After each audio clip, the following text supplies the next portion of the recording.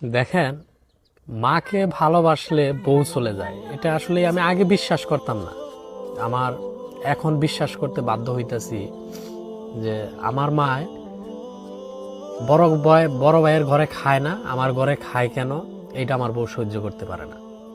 এই কারণে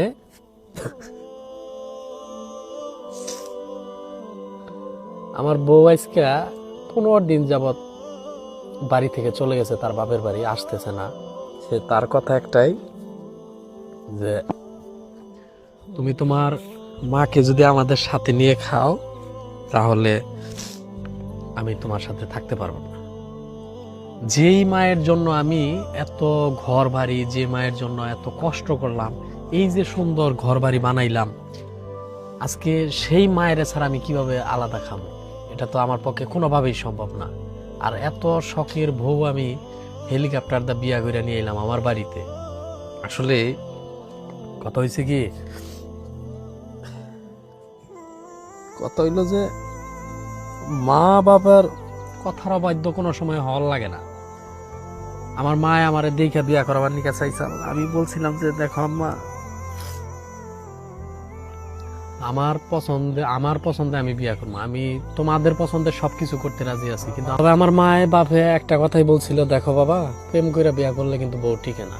আসলেই আজকে মনে হয় এরকমটাই হইতে যাইতেছে যে আমার মা বাবার কথাটাই মনে হয় সত্য, যে আজকে মা বাবার নিয়ে আমি কেন একসাথে খামো। আমার বউ আসলে বাংলাদেশে এই রকম ঘটনা বহু রহ রহ করতেছে যে মাকে একসাথে নিয়ে খাইলে কেন বউরা জ্বলবো, তাদের কেন সহ্য হইব না, তার পোলায় তার মায়ের কামাই করে খাওয়াবো, এটা কেন সহ্য হবো না? এটা সহ্য হওয়ার না কি আছে? সহ্য না হওয়ার কি আছে? যা তার ছেলে তার মায়ের কামাই করে খাওয়াবো, তার বাপের কামাই করে খাওয়াবো, কেন খাবে না?